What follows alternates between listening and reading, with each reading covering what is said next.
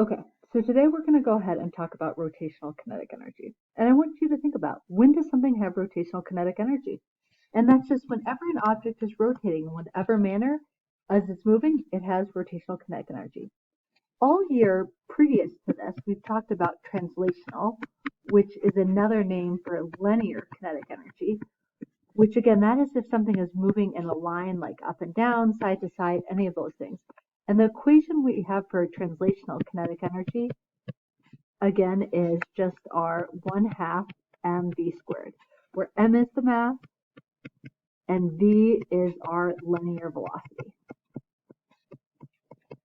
Okay, so now we are going to talk about rotational kinetic energy. So I want you to guess what the equation is for rotational kinetic energy. And the cool thing is about physics is, there's some cool patterns in it. So now we have KE rotational. I want you to think of the analogies. We have KE translational as 1/2 mv squared. It's going to look very similar. We're going to have the 1/2 just like that. We have linear mass, which linear mass is something's resistance to changes of motion. Now when something is rotating, we have inertial mass. So the moment of inertia, I, instead of linear velocity, now we're going to have angular velocity, omega. Cool. Oftentimes in problems, we're going to go ahead and make sure the units for I are in kilogram meter squared. And we're going to say the units of omega, we're going to put them in radians per second, so that our answers for K rotational turns out to be in joules. Cool.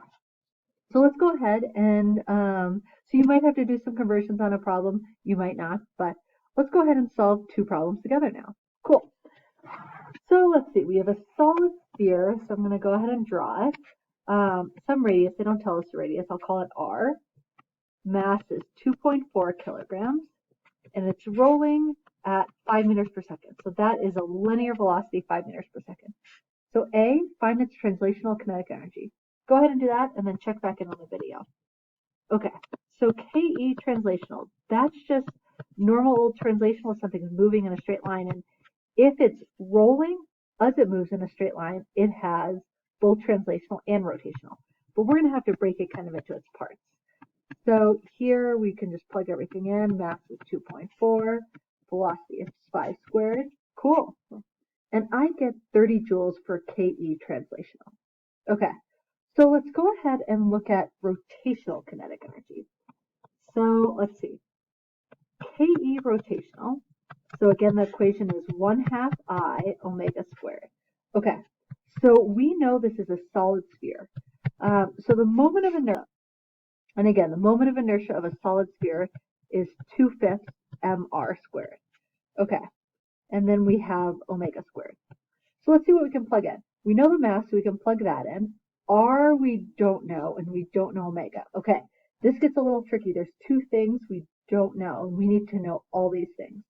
Any ideas out there? Give yourself a chance to think and then check back in the video. Well, the cool thing is we know that there is a relationship between linear and rotational velocity. We know that V equals R omega. So I'm going to go ahead and solve for omega and plug that into the equation below. So V over R is going to be equal to omega. So, and I'm going to actually just cancel out those 2's right now. So we'll essentially have 1/5 mr squared. Omega squared is going to be V over R squared. So, this is going to be fun. So we have 1/5 mr squared times V squared over R squared. R squared cancels out, and we have 1/5 mv squared. Cool. Now we can just plug everything in. So we have 1/5, mass is 5, velocity, oh my goodness, I'm mixing things up. Excuse me, the mass is 2.4, and the velocity is 5 squared, and I get 12 joules for my rotational kinetic energy. Okay, so now I want you to think to yourself, what is our total kinetic energy going to be?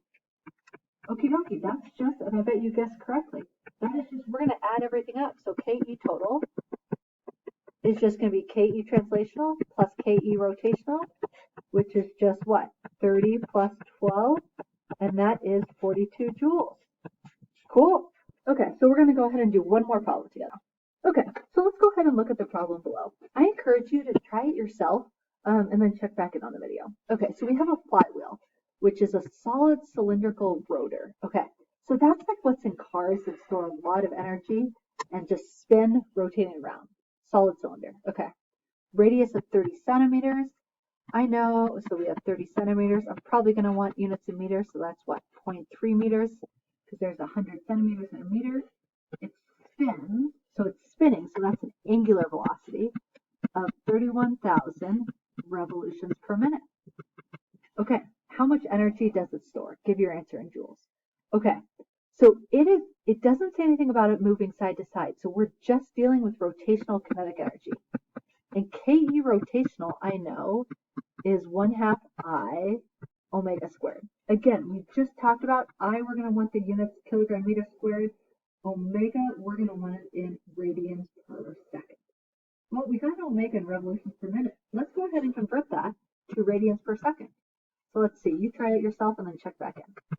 So we have 1 minute is 60 seconds, cool. And then we have 1 revolution is 2 pi radians. Cancel, cancel. What do I get?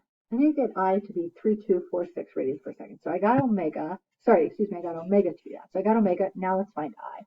So this is a solid cylinder. So I'm going to look at my moment of inertia table. That is going to be 1/2 mr squared for moment of inertia table, for the moment of inertia of this flywheel.